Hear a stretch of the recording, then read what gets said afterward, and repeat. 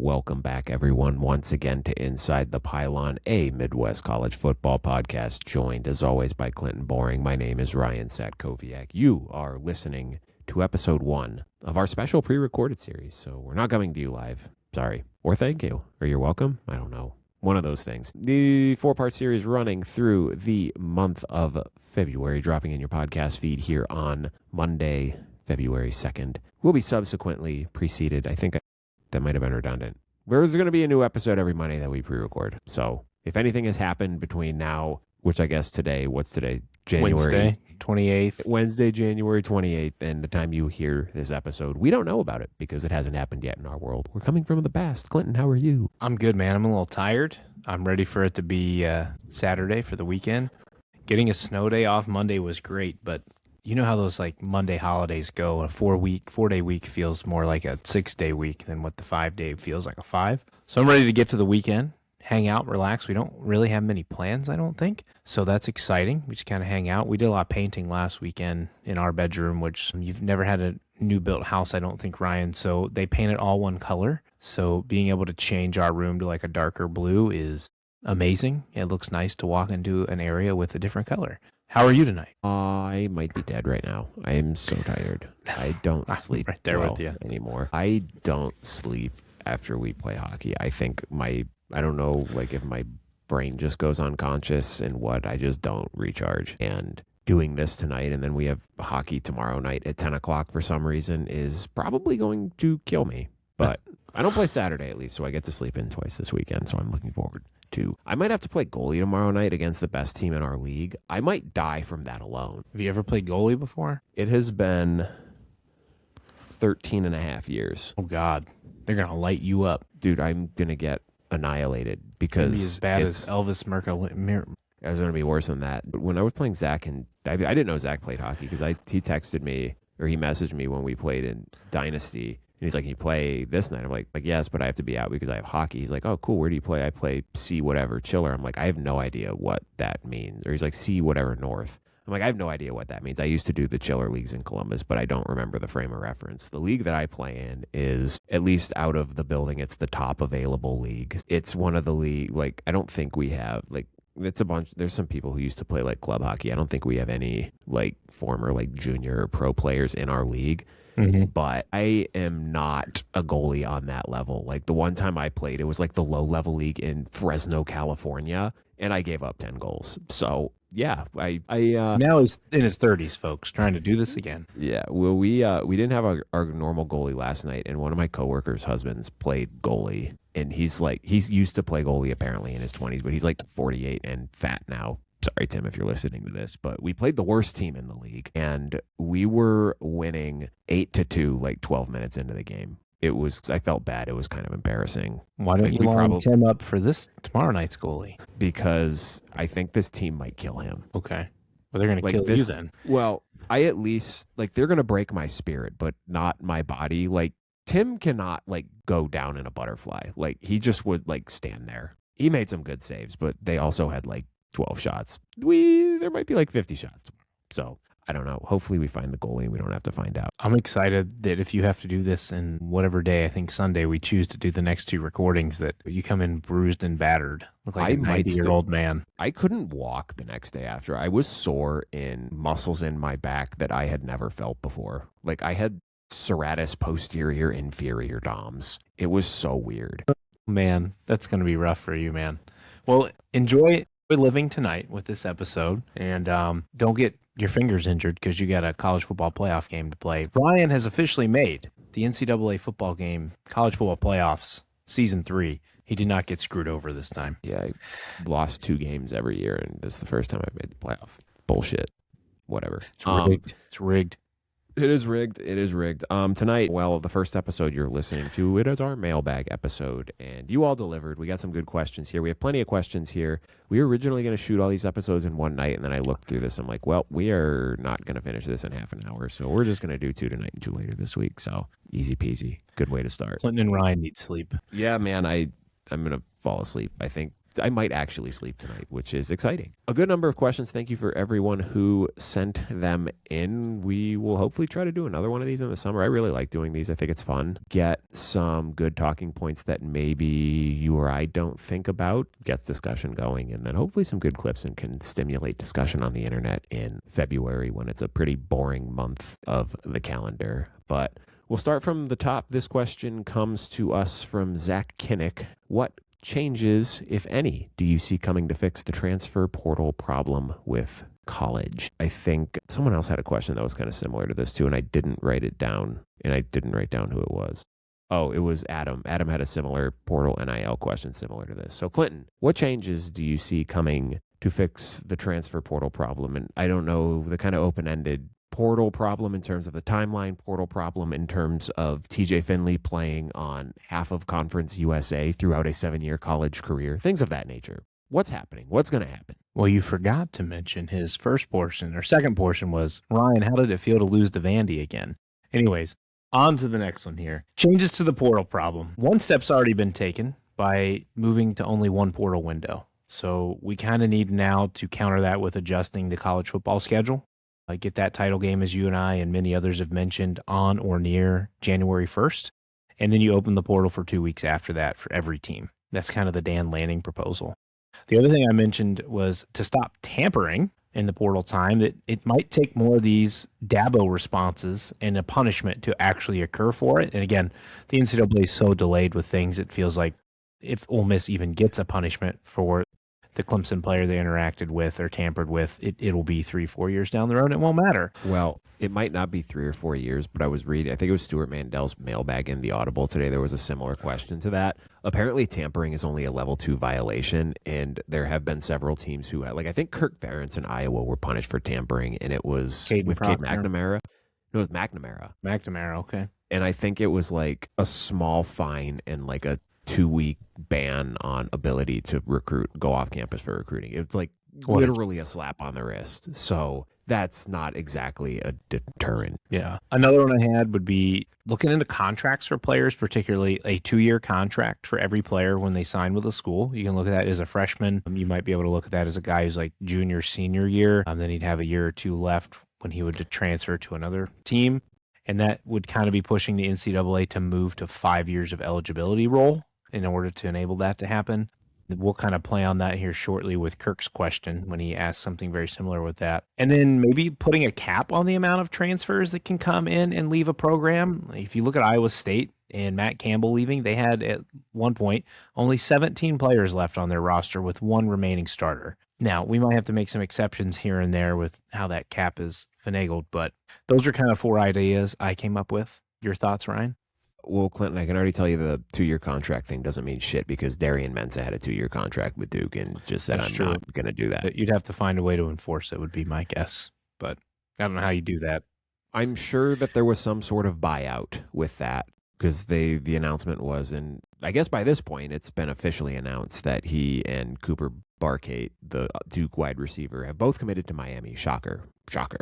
But they said there was some kind of settlement, and yeah, I'm imagining that Miami just paid the buyout or whatever. The issue with all of this is it's not going to get solved until there's collective bargaining and there's like an enforceable contract setup situation that says these players are employees, because the reason that you have Darian Mensah and Damon Williams challenging already signed agreements is because they're not employment agreements. Now, depending on the language in the contract, and again, this is not me speaking as a lawyer, I don't know anything about the legalese behind these, but there's no reason that Damon Williams couldn't have just unenrolled from Washington and enrolled in LSU. The issue is he would have owed a shit ton of money to Washington, and I don't know that he would have been eligible to make money under an NIL agreement with LSU, or I don't know how that would have worked out. So financially, it just did not make sense for him to do that. So there's still ways you can kind of cap player movement with those type of deals, but the issue too with the NCAA is anytime they make any sort of rule trying to limit the stuff, they just get sued because they don't have an antitrust exemption. And whenever this stuff gets taken to court, the court always sides against the other, more often than not, is siding against the other party because it's limiting the free market or whatever the phrasing with it has been. So until these players are classified as employees, which maybe when the NCAA the governance of the NCAA over college football collapses, and there's a CFP like Super League that is governing whatever we're calling FBS in 10 years, and they have a collective bargaining agreement and yada, yada, yada, and it looks more like the NFL than it already does, then maybe there's something that gets situated with that. And I know you kind of talked about the one portal window. I think that's a good start. I think the issue is going to arise in the spring where people are going to try to legally challenge that when they realize that, oh, the money I was promised isn't, or was intimated that I was going to get isn't actually here. Oh, I transferred here and they said I was going to compete for a starting job, but as it turns out, that guy's good and now he's going to start and I'm not going to start. I don't want to sit around here. I'm going to try to go somewhere else. And there's not going to be a portal window, and it's just going to be a clusterfuck because people are going to just unenroll from school and do the Xavier Lucas, what he did with Wisconsin, and just drop out and go to Miami. So I don't know, man. It's kind of a mess, and until somebody grows a pair of balls and says, this is what we're doing, it's not going to change because Congress has shown no willingness to step in on this at all and assist the NCAA, and the NCAA has been sitting on their hands with their head in the sand for the last 7.5 years on this and had no foresight to pre-plan any of this, make rules, common sense rules for any of this, because God forbid the players get a penny of money from their own name, image, and likeness. So we can't put any guidelines in on that. We have to fight tooth and nail to stop that from happening. And now we have this garbage that has been thrown upon us where it's just quite literally the Wild West. And, people can talk all they want about tampering. And you know what? You say what you want about Dabo, but credit to him for putting his name behind it instead of going to cry to Bruce Feldman anonymously bitching about tampering when everyone wants to complain about it, but everyone's going to keep doing it. People got to start stepping up and calling out their peers on this shit or it's never going to stop. So I don't know what the answer is. I don't remember if there was another question about this, so I don't want to step over it too much, but maybe there's a movement of spring ball later into, late spring, early summer. So it's more of kind of like an NFL OTA style thing. So that way it's, I don't know, better aligned with the academic calendar, or you have more time after spring, or I don't know what the answer is. It's a mess. I agree. You got to figure something out, how to get it changed. To get a part of it is, again, just so you can watch your team sign a player and actually have the joy to root for him again for a while of his career. Yeah, potentially, it would be nice. I don't know, man, because it's like, on the one hand, like if you want to talk about 2-year contracts for freshmen, I think a lot of you're seeing a lot of freshmen transfer because they're getting their 1-year rev share agreements and you're having to pay more to get freshmen into your program. And then after a year, you're having your year-end meetings with your coach, your position coach, your GM, and they're looking at you and you're saying, well, you were a scout team player all year. You didn't progress how we thought you would. You were making $500,000 last year. If we want to bring you back, we can only do it at a quarter of that. Like, we're not paying a quarter of $1,000,000 for a scout team player. Like, if you want to come back here, you are taking an 80% pay cut. And they're sitting there and they're looking at it. They're like, no, I'm not going to do that. I'm going to go put my name in the portal. I was a, top 150 recruit. Damn it, you should be paying me more than that. And then they get to the portal and they have no game tape and coaches are looking at them like, yeah, you're high upside, but like, well, I'm not going to give you that. I'm not going to give you $500,000. Here's $100,000. So you're taking the pay cut anyway. You're just having to go somewhere else to do it because your pride can't hit the fact that you're not as good as you thought you were. Yep. I don't know, man. It's a mess. I think part of the problem, too, is there's just no transparency to this process. It's just like hearsay stuff that you kind of get off message boards and whatnot, and no one understands how it works. And that's just fun. I wanted to put this in here next because I think this is a good segue from Matt Kinnick. Give me your thoughts on the new redshirt rule they are trying to pass. Should it be 4 or 9 games, or say screw it and give everyone 5 years? I think with this, Clinton, the initial goal was you have 5 years of eligibility and that's it. But the fear, at least stuff that I heard listening to a couple of different things, was that if they implemented that rule right away, they would get sued by somebody who was graduating, who was like, well, I played 4 years and now you're saying that I could have a 5th year and now I want this 5th year. So I think this is going to be kind of a slow rollout with it. I think we're eventually going to get to everyone gets 5 years of eligibility, but the 9-game red shirt was just their compromise to basically say that's what it is, but they didn't want to get sued on this rule change. So that's why they phrased it the way they phrased it. Yeah, I like the 9 games where they're moving towards. If you look at freshmen, you get a little more ability to get reps on special teams, late in games, help further their development. Also gives the coaches a little more looks. We just talked about this, like, oh, you were kind of scout team. We didn't get enough looks. Again, that obviously relies on your coach playing their players late into the games when the games are in hand, but it gives them some extra looks. It at the player, and then potentially in the future, their monetary investment in them being, hey, Joe Schmo got to play in 9 games this year. He didn't look too hot. We're not going to give you that $500,000 again. We're going to give you $250,000. Or, hey, Joe Schmo looked really good. He comes in and asks for $1 million. You know what? You're going to start at nickelback corner for us this year. So we're going to give you that pay bump to $750,000 to start for us. And then I think it gives the benefit for some extra reps to those teams who won't make the playoff or bowl games, because you're getting those extra bowl practices and playoff practices in. So for these teams who aren't going to do that, you get some extra time for those guys to play as well. So I'm okay with them moving to the 9.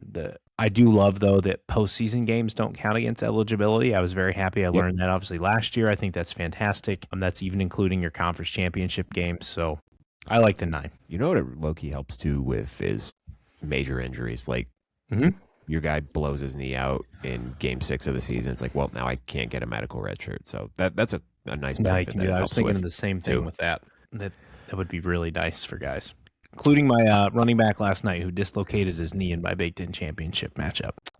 Brutal. Next one from longtime friend of the show, Kirk Richardson, is the parity we seem to be getting with teams like IU, Texas Tech, etc., having talent they never had before and competing for national titles worth the NIL portal debauchery that has been occurring the last few years, i.e., what do you think is better for the sport? A QB on his 4th school in 7 years leading Kansas to a national title because David Booth paid him $12 million to come, or have some combo of Bama, Georgia, Ohio State, and Clemson playing for the title each year?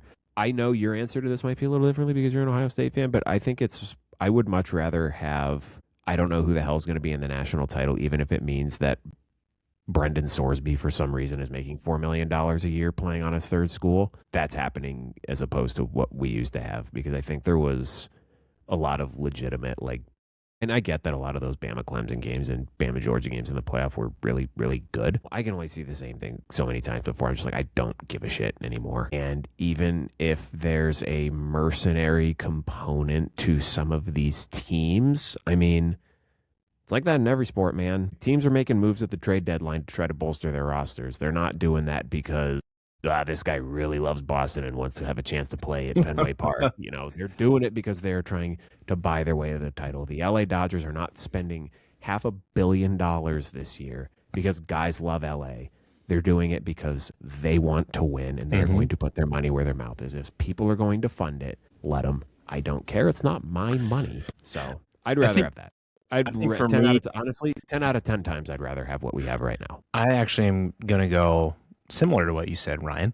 I would like to see if we could find some balance between both the options. Get the 2 options that he mentioned, best of both worlds. The portal, Dave Portnoy, the portal has certainly helped these teams progress, and they get more on par with the big boys, thus creating more interest from a multitude of fan bases, which is great for the sport. How many times has Indiana ever been invested, Indiana fans truly, into the playoffs since we've had it? 0. How many times were they that heavily invested in the BCS era? 0. But I countered that with, we've got to get some control on how many transfer these kids have, because I want to prevent a TJ Finley situation. For sure. Who has 7 years. There needs to be some sort of transfer rule. Well, I mean, maybe not a transfer rule. And I guess if that comes into you signed a 2-year contract with that school that you can't. We call it the get a fucking job rule. Yeah. And give it up. And I mean, I get, and a lot of it too, we're kind of at the tail end of the COVID eligibility. And eventually if we get to, you get 5 years, play whatever, then you're done. It'll stop some of that nonsense too. If we get to actual player contracts, then maybe it'll stop some of that nonsense too. But I agree. I lean towards the 1, but I don't mean when I say I would rather have this, I don't like the unfettered. If guys want to move every year because they signed a 1-year contract, whatever, more power to you. But I'm drawing the line at I signed a contract a week ago and then so-and-so called me and offered me $2 million more, and now I'm trying to renege on that contract. No, that's not how the real fucking work. If you want to be treated like a fucking adult, you got to act like a fucking adult. Yep. Sign a contract, own up to it. I think it's great for the sport, though, the parity. And this is one, and again, I know you're not the biggest Joel Klatt fan, but one thing he did pitch with this was the expanded playoff, some of this portal stuff, although it needs some reins, is that it's made the sport more interesting for more fan bases, just like I said. And I think that's fantastic for the sport.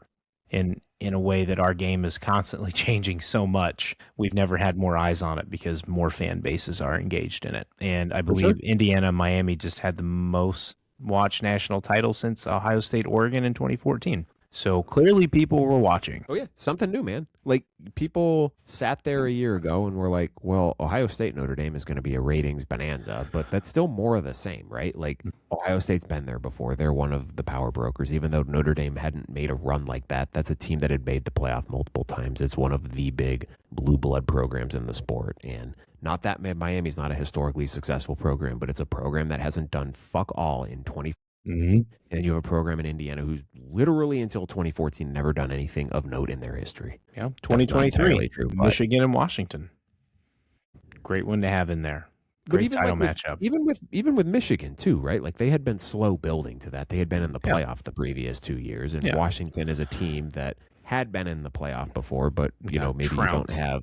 Yeah, maybe like, again, not to disparage our West Coast brethren, but not necessarily an area that you would think of as a college football hotbed. But I think what it shows is, Indiana's a large, passionate alumni base, but I think it also shows that people like the novelty of seeing new teams competing for it. Like, that's good. It's good for the sport. Which is why they're going to probably try to continue the bullshit of, let's go to 16, let's go to 24.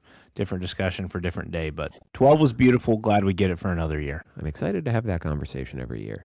Next from Logan Fast. If Brian Hartline stays with Ohio State through the entirety of the season and there's no drama with South Florida or other schools, how does that change the outlook of their season? A Big Ten title? Further in the playoffs? Clinton, I'll let you start with that one. Honestly, Logan, I love you. Thank you for tuning in to all of our shows. I think it ends up about the same, man. The Hartline process was a distraction. My best guess is Ohio State had some type of inkling he would be getting a job and then potentially obviously doing this USF job before it was released. I cannot imagine he just popped it right up on Ryan. Yo, actually just did this Zoom interview with USF, taking the job. Sorry. There's definitely something behind the scenes that they all knew. The thing was, Ohio State's offensive problem wasn't just because Hartline was distracted. It was a problem that presented itself pretty much all season, but we just kind of glossed over it. One, because of the schedule. It didn't quite pan out as tough as we thought it was going to, especially with the fall off of Penn State. Ohio State's defense was so elite that it helped make you feel even more comfortable about their offense. But we also lived with the thought that Ohio State could just turn up the offensive juice whenever they wanted to, just like they did in 2024-2025's playoff run. Yet they pushed the gas and there was no extra gear for them to go into. So I think more of the issue was Hartline being promoted to OC in the offseason, not the distraction at the end of the season by him taking the head coaching job. And Day, it kind of sounds like, as some of the information comes out now that they've hired Arthur Smith, that maybe Day wasn't as trusting of Hartline with play calling that they thought, obviously in the way that he was with Chip Kelly during the 2024 season, when he could just sit there and be a CEO versus trying to have his hands on it, yet let Brian Hartline have the reins. That can make an interesting dynamic in the coaching room, I'm sure, when you're prepping a game plan. So I don't know if we get much difference in Ohio State's offense. And they scored 10 points against Indiana, and they scored, 14 against Miami. So I think your season probably ends up the same. Yeah, I know we'll never get an answer on this, but you look like it's always fun to look at these back in retrospect, and people kind of look coming into this season at Ohio State. Well, they have Carnell Tate, they have Jeremiah Smith. I'm sure they'll figure out the offensive line and the running backs. And Julian Sayin has a great arm, and he was a highly rated prospect. They'll figure it out. But you have a first-time play caller with a redshirt freshman quarterback who had thrown 25 passes or something like that coming into the year. That was not a combination for success, and I know the talking point, the company line was, well, we're going slower on offense and we're conserving things for the playoff when we can turn the gas on. I wonder how much the offensive strategy was because Ryan Day didn't really have full confidence in the play calling and quarterback operation. And I know Sayin was great, but let's be honest about the schedule. That was not good for the majority between games 1 and 12, really. Yeah. That was kind of it. What they did against Texas is what they ended up doing against Miami and Indiana. Right. Yeah, everyone's like, well, it's the first game. They're going to ease them into it. It's like, well, maybe that was just the offense this year. Yeah. And so and we'll get there when we get to the spring, but expect that offense to look a little bit different going into for sure. 2025. You have an experienced play caller now. You have a guy. You still have what should be a really good receiver core. You should have a running back room that it has experience now. It should be much better next year. And you have a quarterback who's made 14 starts. That is going to be a boon. He's going to have now a full spring of knowing what being a starting quarterback is like. So that helps your preparation. That helps you kind of look back and, hey, where was I deficient last year? Let's fix that. That's where you take that step forward. So I think it'll be a lot better this year. And even if Brian Hartline was there too, right? Like you have now a full year of play calling experience. It would be better next year. I just don't know that was a winning. I mean, we can say we know it wasn't a winning combination given how they played in big games, but I don't know that him not taking the USF job would have fixed that. Yep, I agree. We have a 4-pack here from Matt Kohler. Let's go one at a time here, Clinton. If you were to become a fan of a new college team, who would you choose and why? The Oregon Ducks. It's because of the hoodie, right? It's not the hoodie. It is back when the college football game existed before it went away the first time, the LaMichael James, the Kenyon Barners. I always enjoyed playing with a season or two with Oregon. I loved the jersey combinations. I loved the players they had on the team and the speed that they always had. If you remember the joke with Oregon, it was always they had so much speed, but anytime they played a physical team, they could get their ass kicked, a la Stanford, beat them almost every year because they couldn't handle the physicality. But damn, on the game were they fun to run a speed and read option with, especially when Chip Kelly was at the helm with the game.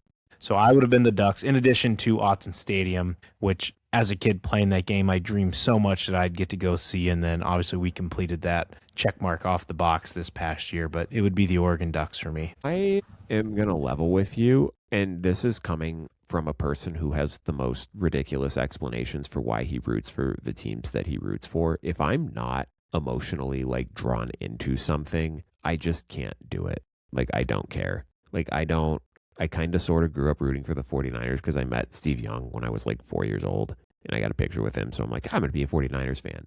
When they lost the Super Bowl to the Chiefs, whatever it was, I didn't care. Felt nothing. So I'm trying to bandwagon the Lions now that we live in Michigan, and I don't care. Like, it doesn't do it for me. I don't know that I would watch college football if like Notre Dame just stopped playing. I don't think I would keep watching college football. Like, it wouldn't do it for me anymore. Like, I don't think I can give you an honest answer to this question because I'm with you. Like the old video game, like the uniforms for Oregon, that was always kind of like a draw for me, like doing like the Road to Glory or whatever they call it game, that mode in the game. Like, if it wasn't Notre Dame, it was like, I'll play with Oregon. I like the offense. I like the playbook. I like the uniforms. I think I played with Cal a couple times. I don't know. But I grew up in Las Vegas, man. There wasn't college football there. It wasn't like I grew up a Notre Dame fan, but I also grew up in Kentucky and I have an affinity for Louisville because of that. I honestly don't know that I would be able to consume the sport in the same way that I do now. Just consume Bowling Green's football team, Ryan. I mean, it might be that. I would probably honestly be one of those old dudes who lives in like Napoleon, Ohio, that doesn't do anything but go sit at fucking Buffalo Wild Wings across the street from the Stroh Center on game day and tailgate with my 900-year-old friends and just be like, all right, guys, we got the football game here. That would be my life. It'd be a good life. It could be. There's nothing wrong with that life. Second question, also from Matt. What was your first dream job as a kid? Egyptologist. What? I wanted to go study in Egypt. You wanted to, like, what is that? The study of Egypt? Yeah, I wanted to go study all the pyramids. I wanted to go study their lives. That was the one I thought really hard. Listen, from the time I was a little kid, I've always been enamored with sports. So being realistic about this and not the little kiddie dream of, I want to play in the NBA. You're too white and you're too short. I want to play in the NFL. You're not big enough. And you're not good enough. So when I tried to think of something, sports broadcasting was always something that intrigued me, but I think that came a little more like when I got towards high school. So I just remember in 7th grade social studies being absolutely enamored with the history we would learn, and Egypt just captivated my mind. And I thought I wanted to go study the Egyptian pyramids and do all that. And then I realized, holy shit, I have to move away from my family, like across the country, and never see them to do that. And I was like, I don't want to do that anymore. I thought you were kidding. I didn't know this was a real job. I thought you just made something up. I mean, the term might have been made up, but yeah, it's just going over and studying Egypt. It's literally a real term. Yeah. A specialized archaeologist, historian, or linguist dedicated to the scientific study of ancient Egyptian history, language, art, and culture. Yeah. King Tut was I was so enamored by that stuff, man. That made social studies, my favorite subject and my best, even though I was probably best at math because I was just really good at it. But I was enamored. I also had a colorblind teacher with that one in 7th grade too, so that was unique to have him. He told us at the beginning of the class, if you write on your test anything black, red, or blue ink, I'll fail you because I can't read it. Wait, what did you write on? Where did you write with then? I wrote with a pencil, but I guess kids used pens. I always wrote with a pencil. I didn't write with a pen until I went to college. This dude couldn't read black ink? No, he said if you write with anything but black, red, or blue, I will fail you because I can't read it. Because we were the era of all those goofy ass glitter colored pens and shit. So he was just setting the precedent real quick there that you better write in something dark or I can't read it and I'll give you a 0. Look at me here. Look at that. I got them all here. Nice. That's how I did my notes for chemistry class in college. Yeah, so I used multiple colors in college. Shout out Mr. Thompson, no longer with us, RIP, one of my favorite teachers of all time, captivated my interest in social studies. Ryan, what about you? I wanted to be a sports writer. I took a sports writing class my freshman year of college. I thought this is the coolest thing in the world. I don't know why they're offering this. This is awesome. And looking back on it, it was 100% like a shell class to keep DeMarco Murray eligible because he was in that class and that motherfucker never showed up.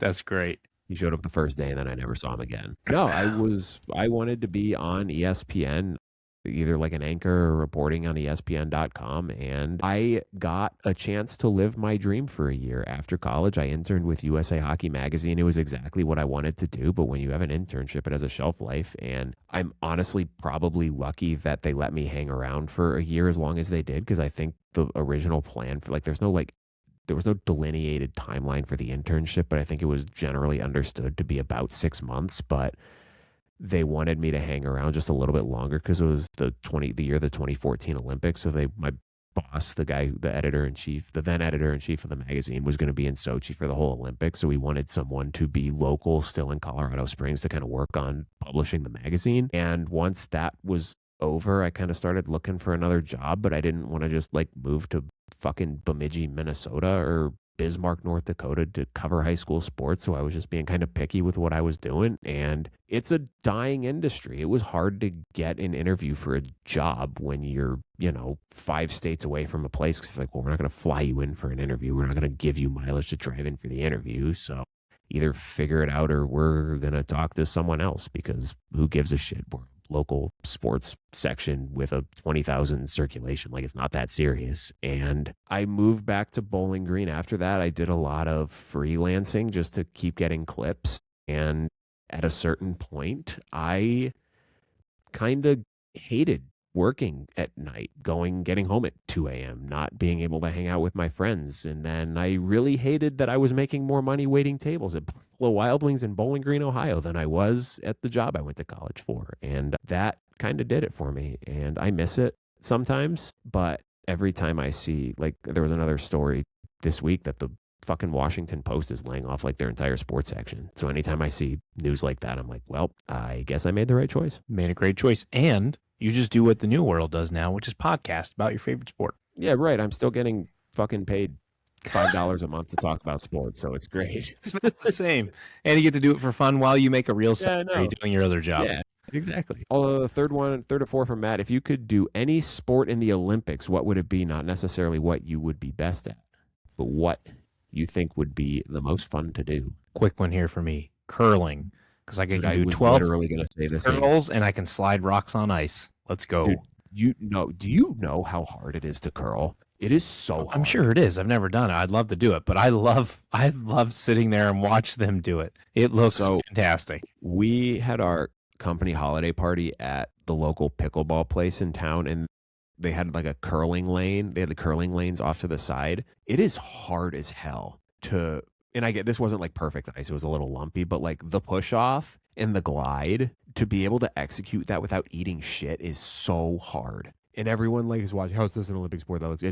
I promise you, it will be one of the hardest things you try to do in your life. It is so hard. I would love to do that. I'd like to be competent at that would be fun. The biathlon would be fun too. Like you're cross country skiing and shooting at shit. Like that'd be cool. Yeah, that'd be pretty sweet. And then Matt's last question. If you could rewatch one movie for the first time, what would you choose? This is an easy one for me. The Dark Knight. easy peasy. Or the second Star Wars, or I guess Episode 5 technically, because I kind of already known the backstory of like the Star Wars movies before, like I watched them when I was a child, because that's all I did when I was a child was watch Star Wars. But like to be in the theater when Luke Skywalker has one hand and is hanging off the ledge and Darth Vader's like, "No, I am your father."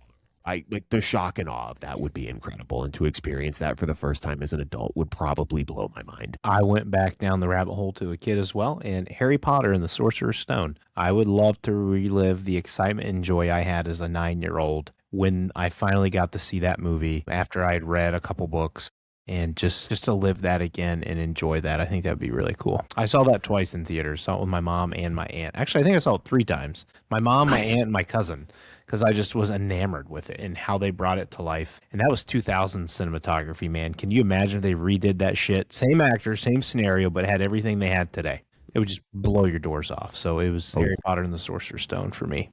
Next question comes from Joe Hawley, one of my coworkers. He asked me this question last week. I'm like, Joe just texted to me, and then he sent me a 6-paragraph text message trying to explain his scenario. I'm like, Joe, easy peasy, easy. What FCS team would you like to see in any D1 league, and would you like to see college football with a promotion relegation system? And my answer to that second question is absolutely. It's never going to happen. But that would be so fun if like each P4 league had like a corresponding G6 league that they promoted and relegated with, like they do in the English soccer system, where you have the bottom 3 finishers of your league get relegated. Like the bottom 3 teams in the Big Ten get relegated to the MAC, and the top 3 teams in the MAC get promoted to the Big Ten for the following year. Oof.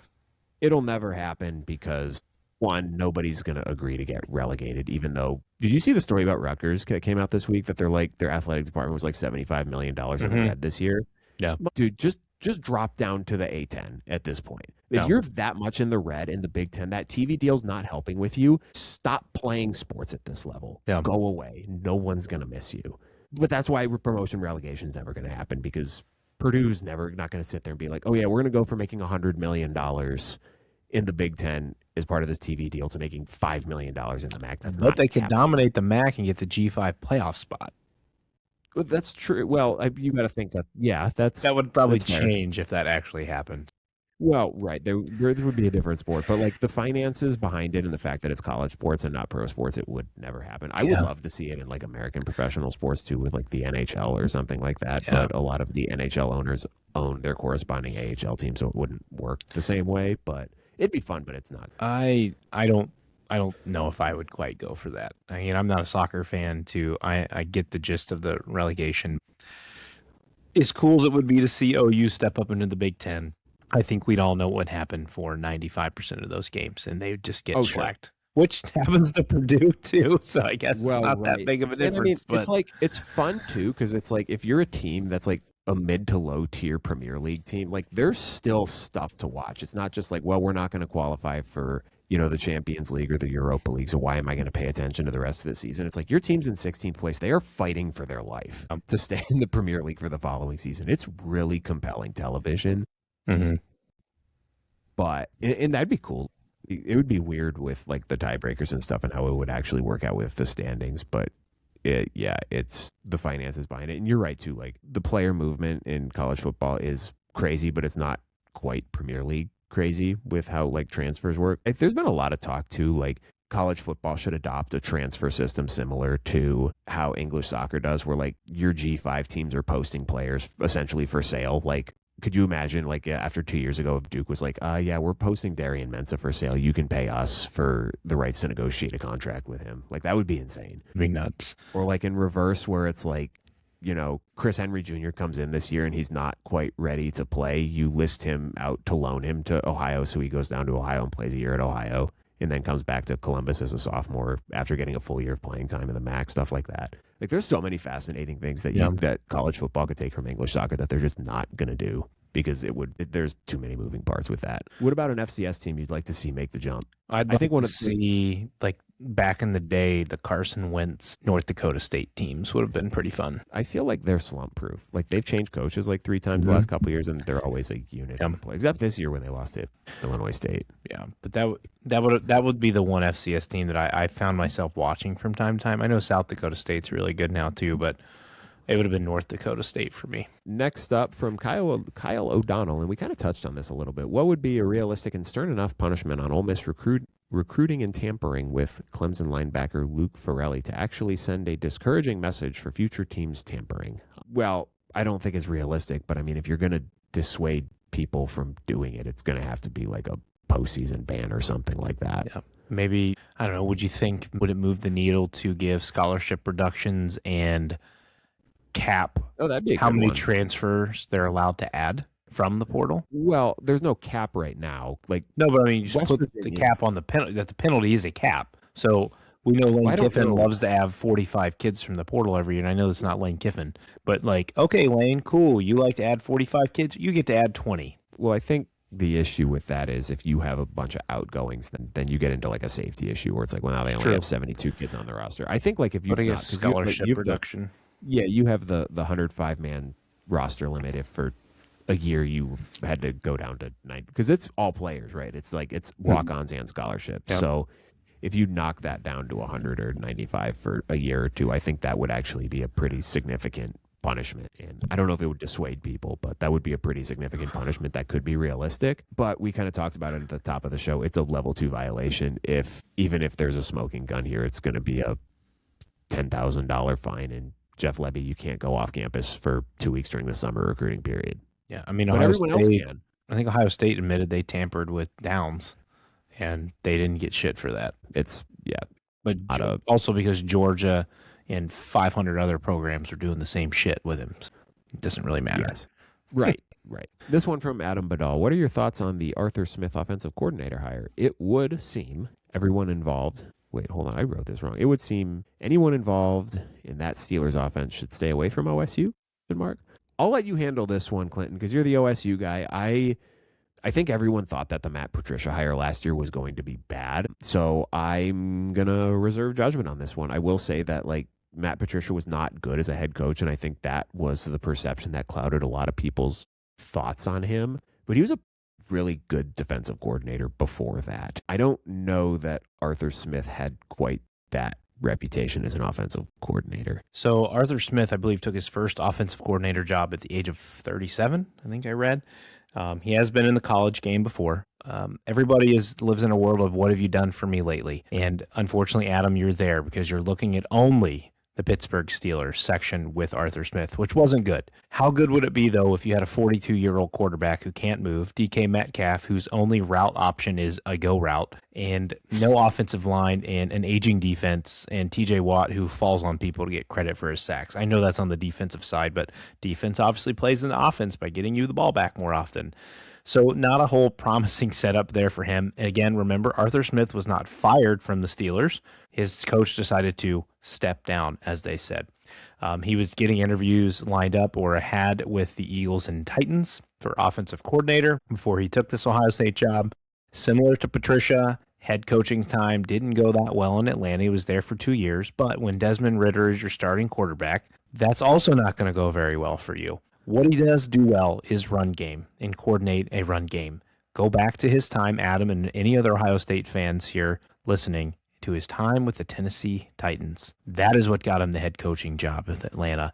Derrick Henry had some of his best seasons with the Tennessee Titans when Arthur Smith was OC. He damn near got Ryan Tannehill to win an MVP running an offense. Ryan Tannehill, guys, who did jack shit until he got to Arthur Smith in the Tennessee Titans. A.J. Brown, 2 of his best seasons. He was over 1,000 yards both years with Arthur Smith. He had 11 TDs and first year 8 TDs, second year 11 TDs. That is fantastic. That's 19 TDs. You're going to come tell me this guy who is coached at the highest level of them all in the NFL isn't going to come in and be able to work the college game some. We'll have to see how it plays out in September. But you're right, Ryan. I'm with you. I'm not going to overreact. I did initially. I was sending vomit signs to my other Ohio State fans because I thought only of Pittsburgh and then what he did at Atlanta. Now, the other thing that I think people were panicked about, Arthur Smith has a love affair, it feels like, with tight ends. So it induces PTSD to the Ohio State fans. One of my buddies who is not a college fan at all, is just an NFL fan, he sent me on Twitter when Arthur Smith was hired, he said, if you were running back 2 or tight end 3 and were thinking about transferring to get more playing time, now you don't have to. Yes. So I think the tight end 2 stuff stays in the 3, but I think it's going to be Arthur Smith's going to walk in that room and be like, why the fuck would you guys take Jeremiah Smith off the field at any point in time? Why would you do that? Also, the running gag now is he saw Jay Smith on Ohio State's roster and just assumed it was Jonnu Smith because he has a love affair with Jonnu Smith and takes him everywhere he goes. But no, it's Jeremiah Smith. So settle in, Buckeye fans. Trust Ryan Day. He nailed the Brill O'Brien hire for 2 weeks, then he nailed the Chip Kelly hire. He got the Matt Patricia one right. This one is going to be fine. I can't tell you that they're going to come out and score 50 points a game. I don't truly know what's going to happen, but what I do know is Arthur Smith has been a very successful coordinator when given the options. It's going to be the same feeling that Matt Patricia got. He's going to show up here to coach this team, and he's going to be like, damn, I have the best players available to me at every position at this place. I didn't get that in the NFL. I got a couple guys, and then I had to make do with what else I had. So it's an exciting time. Let's see what he can do before we shoot him down. Patience. Next question from Xavier Martinez. What are your 2 early college football playoff predictions? Any Big Ten teams that surprise the nation and make an unexpected playoff appearance next year? I think it is. Ryan's going to say Washington again. No, I wasn't going to say Washington. I did think about saying Washington again. I'm not going to say Washington again. I don't have a thought on teams that are going to be in the playoff next year. I think like if you just kind of like make a cursory glance at some of the other leagues, like I feel like now that Miami has a quarterback for next year, I feel pretty confident that they'll probably be the ACC representative unless somebody takes a drastic step forward that we're not expecting. Ditto with Texas Tech. They're far and away financially more solvent than anyone else in the Big 12. I guess the fascinating thing will be to see if either of those conferences get a second team. You look at the schedule, I mean, I would be shocked if Notre Dame is not a playoff team next year. As far as surprise Big Ten teams, would it count as a surprise if Penn State makes the playoff next year? I would give you Penn State, yes. I would even give though yes. They were bad. Clinton, their schedule is fucking horrendous. Like people want to talk shit about Notre Dame's schedule. Penn State's schedule is flat out embarrassingly bad. It's not great. It's a joke. They avoid all 3 of the big boys. They avoid all 3 of the big boys. I think their toughest game is hosting USC, which how many points would you have to give USC before you feel comfortable picking USC to win that game? 17, 20? Like USC should be fine next year. They cannot win on the road. Their only road win outside of the Pacific or Mountain Time Zone under Lincoln Riley was against Purdue. They're going to get their ass kicked in that game. You have to go to Happy Valley. You have to fly 6 hours to Pittsburgh or Harrisonburg or Schittsburg, Philadelphiaburg, whatever, and then drive 2 hours to Happy Valley. You think USC is going to have a chance in hell to win that game? Their 2 toughest games are USC and at Washington. And now at Washington is going to be a challenging game. But, like, that's it, Clinton. That is they could go 10-2 next year. And I don't know that 10-2 would get them in the playoff, given how bad that schedule is. But they are the Michigan of 2025 that you look at their schedule and say, if they win this one game, I think they could be a playoff team. Don't at me here, folks. I'm going to say it again. The Iowa Hawkeyes, they're doing it again. He's going to do it. He's going to do it. The only 2 big ones, Michigan, Ohio State. They don't have anybody else. That's it. If they get a quarterback. 10-2. 10-2 and they're in. Because they will be at Washington and at Illinois, so those will be viable wins. But if we know one thing that Kirk Ferentz does well, he plays defense and he kicks ass at special teams. And they got a good running back from the FCS, which we'll talk about when we get to our portal episode. But the Iowa Hawkeyes, they could be the surprise team. They're not going to push for anything, but could they make the playoff? I've done it. This is the 3rd year. I'm going to do it again. Damn it. I'm going to put my money on it until it happens. You'll get one eventually. But if I had to go like early favorite to just like get there, I don't know how you go against Oregon. And they're not going to fall flat in their face like Penn State did this year because Dan Lanning is not James Franklin. And they are loaded. Oh, yeah. Loaded. You got the quarterback. You got the receivers. You got the running backs. You got the defensive line. You got the secondary. You plug in on the linebackers and the offensive line, you'd be a good team again. This will be an interesting question, too. Speaking of playoff dark horses that we talked about 9 months ago. From Nick Hurley, what pressure is there on Nebraska and Matt Rhule to win a lot of games this season for the future of their program? I think there is going to be an immense amount of pressure on Matt Rhule heading into this year because year 3 was supposed to be the year, and they really didn't take a step forward, Clinton. And I get you probably beat USC if Raiola doesn't get hurt, and you probably don't finish the year like they did if Raiola doesn't get hurt, but you don't have him now, and you thought you were going to get Kenny Minchie to come in and be your quarterback, and then last minute Kentucky poaches him, and I mean, what's there to look forward to? Like, it's been kind of the same thing each of the last 3 years. You start off well against your non-conference schedule in the early portion of your Big Ten schedule. You fall apart down the stretch. Now the 5-star quarterback that you've been building around and fans have been clamoring for. I mean, he wasn't fantastic when he was there, but now he's out the door. He would rather be a backup at Oregon than start for you next year. I mean, you gotta shit or get off the pot eventually with this man. And I mean, he got a big contract extension from interest at Penn State that might not even have been there. Like, you can't fire him because the buyout's massive, but like, you got to show something, man. I don't know if he's like on the hot seat, but like if they're a 7-5 team again this year, he sure as hell is going to be on the hot seat in 2027. We said it when Rhule took over. Technically, he was year 2 when we started this podcast. The rule of 3. Usually year 3 goes pretty well for him at a program. Well, 5-7, 7-6, 7-6. He has to show the ability that he can get them to 9 to 10 wins this year. I don't know what you got to do, but figure it the hell out, because you've got 2 straight years of bowl eligibility, which Nebraska fans are happy about. They want something more than that. They still live in the 90s when they were really good, and that's what they want to be again. However, there's a problem with that this year. And Matt Rhule is 2-23 versus ranked opponents, and he's 0-18 since leaving Temple. His last ranked opponent win was 2016 at Temple. Ooh, guess what he gets this year?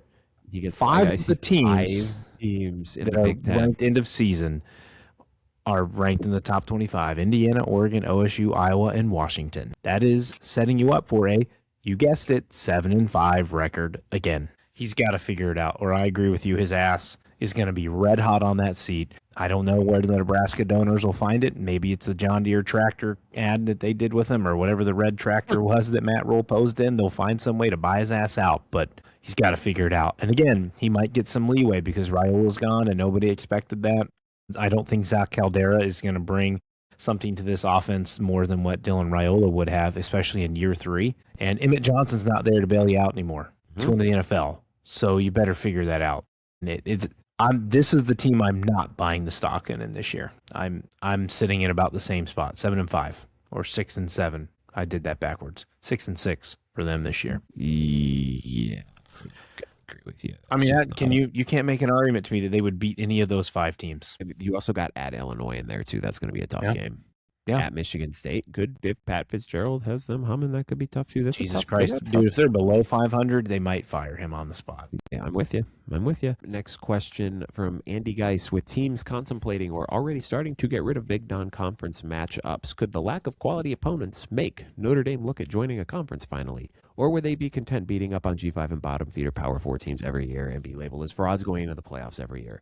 I got to tell you, Clinton, if you replaced Wisconsin with the Green Bay Packers and Michigan State with the Detroit Lions on next year's schedule and Notre Dame went 12-0, people would still say they are frauds going into the playoffs. Haters are going to hate, man. You're the one answering this question. And it's a tale as old as time. It's a tale as old as time.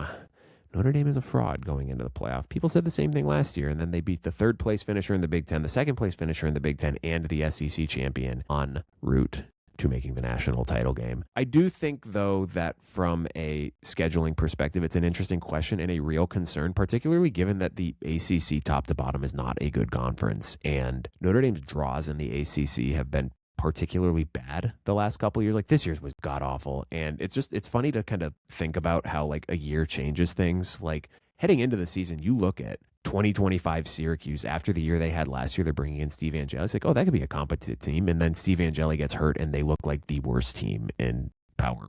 The FBS. So it hasn't been a good draw with them. But the fact of the matter is that there's going to be teams that are going to play Notre Dame. I do think the November scheduling is a bit of an issue, and they don't have a lot of margin for error just because you're not going to get non-ACC teams playing you in November because they're in conference play. They're not going to want to do that. And if you have a bad ACC draw, that doesn't give you a lot of runway heading into the playoff. And now they got some benefit this year that Miami is in November. That is going to be a big boon for the schedule, so that helps. But you already have the SEC, and I think the Big 12 and maybe the ACC too. They've already mandated that each of their teams has to play one Power 4 out-of-conference team a year, which is going to help Notre Dame because teams still want to play them, regardless of all the bullshit bluster that happened in the offseason this year about Notre Dame's going to get iced out. They're going to get boxed out. You know what these athletic directors love more than anything, Clinton? They love money. And you know what they see when they see Notre Dame? They see dollar signs, because whether you're playing at Notre Dame and you get a guaranteed game on NBC,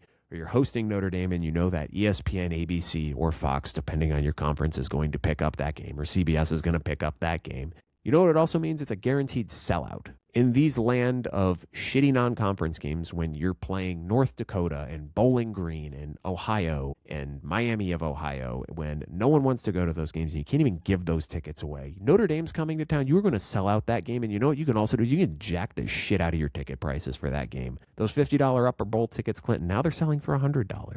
You can increase the value of your season ticket package for the year, because you can sell to your season ticket holders, we have Notre Dame coming here. No one is going to say no to that. And if you look at the next 5 years, Clinton, they already have home and home schedule with BYU, Texas, Auburn, Alabama, Indiana, and Florida. They play Clemson every year starting in 2027. They have a home and home with Michigan coming up in 2033 and 34. That's plenty of scheduling inventory when you factor in that they're playing Navy every year. They got the 5 rotating ACC games a year, plus Clemson. There's plenty of scheduling inventory for Notre Dame. And I just, like, the whole Notre Dame needs to join a conference thing is so funny to me, because of everything that's changing in college football. The one thing that stays constant is that Notre Dame doesn't want to go to a conference. And I don't know why. I get why people don't appreciate that, because people are fucking jealous that their team isn't good enough to sustain itself financially independently like the way Notre Dame is. It's all jealousy. That's what it is. But there's something comforting in someone who doesn't want to change with the times. They want to stick with tradition. And the fact of the matter is, people should be afraid the day Notre Dame joins a conference, because the day Notre Dame joins a conference is the day that college football as we know it and love it ceases to exist, because Notre Dame's joining a conference when the Super League happens. You don't want the Super League? You don't want Notre Dame in a conference. So there you have it. I do think that there is, to a certain extent, Notre Dame has, just kind of wrapping this up, I think they've kind of made peace with the fact that they more often than not are going to have to be 11-1 to get into the playoff. But I do think if you have a couple more years like this last year where you go 10-2 and you're clearly one of the 5 best teams in the country, you get left out, that might change the calculus behind the scenes a little bit. But until that happens, it's not going to happen. The end. I have nothing to add. This is purely, I told him when he asked me this, I said, this is a Ryan-only question I will not be partaking in answer to. Would I love to see him in the Big Ten? Hell yeah. I think it would be a blast. They're in the Midwest footprint. The amount of rivalry and fun games we could have with that would be fantastic. Oh, for I sure. don't know why they would want to join a conference when they're handing them essentially a free pass into the playoff every year without having to play a conference title game. Why would they need to do that? There's just no need to do it. So why would they join? I don't even think it's like, people are making a big fucking stink about the MOU thing. It's literally never going to play. It's never going to matter, because they're either going to be 11-1 and they're going to be firmly in, or they're going to be 10-2 and the committee's just going to put them at 13 so it doesn't come into play. It's literally never going to matter. And if you're still crying about it, get over yourself. It's never going to matter. But like we talked about this at some point this year, like with the private equity shit with the Big Ten, when USC and Michigan were like, no, we're not doing this. Like, why would, when you make your own decisions, why would you give that up to join that clusterfuck? Why? Like, no, like if you were in that position, everyone bitching about it, if you were in that position, you would never do that. There's no reason to. There's no benefit to you to do that. So they're not going to do it. That's all. Last question here from Bill Scott. Wrapping up with some Michigan talk, Clinton. What are realistic expectations for Michigan this year? The schedule is tough with Iowa, Indiana, Penn State, and Oklahoma at home, in addition to Oregon and Ohio State on the road. Can Kyle Whittingham get things on track fast enough to win 10 games, or is a more realistic expectation another 9-3 season? It is a tough schedule. I don't know that there's a lot about what Michigan did last year that gives me confidence that they can win 10 games against that schedule, but the fact that they won 9 games when they had an absentee head coach who was too busy trying to do hanky-panky with OnlyFans models at the halftime of the Ohio State game gives me some confidence that now that they have an adult in the room, that maybe they can win 10 games against that schedule. I mean, Kyle Whittingham is a proven winner in the Pac-12, and I guess the Big 12. He's a great coach. And the Mountain West. Yes. And the Mountain West. He's done it in 3 conferences. That's true. I've said this from day one, though, when they did his opening interview, and he's like, well, I guess I have to hate Ohio State now. And it just doesn't feel Michigan-esque to me. And maybe it will be if he's there for 3 to 5 years. But I feel like we're going to lose. Like, even with Sharon Moore there was still that kind of hatred you felt between Moore and Day, especially after what Michigan did to him 2 years ago in the shoe. Obviously, Harbaugh and Day, Harbaugh and Urban. Lloyd Carr and Jim Tressel. It didn't feel that way when Rich Rod was there. It didn't feel that way when Brady Hoke was there, right? They just didn't feel in the rivalry. Sure. And, Ryan Day was a part of it before he was a head coach. So that kind of, brings you into it. And you get to watch and learn from under Urban and how much Urban hated Michigan. And I just don't know, is Whittingham going to have that type of ferocity for this rivalry in the way that you need it to be? That doesn't mean they couldn't beat Ohio State or win, but that just felt so weird to me. And looking at this schedule, I think it's key for them that Bryce Underwood will now have their own quarterbacks coach, or have his quarterback coach finally coaching him to help him. He's going to have a much more stable core of coaches around him and not having a buffoon lead the show while he's trying to play fiddlesticks with OnlyFans models and a secretary. So could I see a world in which they're playoff bound? 100%, but I could see a world in which they're 8-4 and don't make the playoffs. And I think I'd have to lean to the latter there. I think Whittingham's going to get this team in the right direction. You and I said last year that we thought 2026 might be more the year, the second year of Bryce Underwood. I certainly think it's possible, but I stare at maybe, and this is without looking at the schedule, maybe 2027, because now you have a second year of Whittingham, a second year of stability with Bryce Underwood. You're still going to have Andrew Marsh for the next year after that. You'll have Jamie French. I know it's French, but I'm going to French from now on. He will be a junior as well. You're going to have those pieces there. And so I think Whittingham gets this university and team stabilized in the way that they need to be. Does that necessarily mean 10-2 right away? I'm not sure about that, but I think he's going to bring some good things to Michigan. I think the disparity between Michigan's floor and ceiling for next year is so wide, and I have no idea which end of it they're going to fall on, because now that you mentioned Rich Rod, and I'm having flashbacks in my brain where everyone was like, wow, this guy's a offensive genius. It's going to play so great in the Big Ten, and then it was a massive flop. And maybe that gives you a little bit of pause. But also, you got to think that, maybe Kyle Whittingham doesn't have animosity towards Ohio State. He's got some pent-up animosity, though, that he's going to be coaching with a chip on his shoulder this year, the way things ended at Utah. I don't think he wanted to leave Utah. And he probably feels like, even though they didn't force him to retire, it was kind of like the hint, hint, wink, wink, nudge, nudge. Hey, buddy, your defensive coordinator's been head coach and waiting for 3 years, man. It's time to call it quits here. I think Bryce Underwood might be the most fascinating wild card in 2026, because especially that he's going to be getting dedicated coaching from an actual position coach, like a real ass position coach. Is it the year does he take a big step from year 1 to year 2 and start realizing some of that potential? Because you'd think still, man, last year wasn't great, but that maybe the sky still feels like the limit for this kid if he can put it all together and stops throwing off his back foot. That would help. Yep. If you can, now that you have a dedicated position coach to maybe get to the bottom of some of those mechanical flaws a little bit, maybe that's kind of the spark that he needed. And if he realizes that unlimited potential, this is going to be a scary team this year. You still got the running game. You still got Jordan Marshall. Should still be pretty good on the offensive line. You have an actual wide receiver now. They also got that 5-star kid from Utah, Salisi Moa. So, you have some bodies, some talent in the receiver room. The defense should still be pretty good. It's a really tough schedule, but it's the type of schedule. I'm not going to sit here and say they go 9-3, they're going to make the playoff, because Texas, if there was ever a 9-3 team that was going to make the playoff, it would have been Texas this year with that schedule. But if they go 10-2, I wouldn't be shocked. Especially even if Indiana takes a little bit of a step back.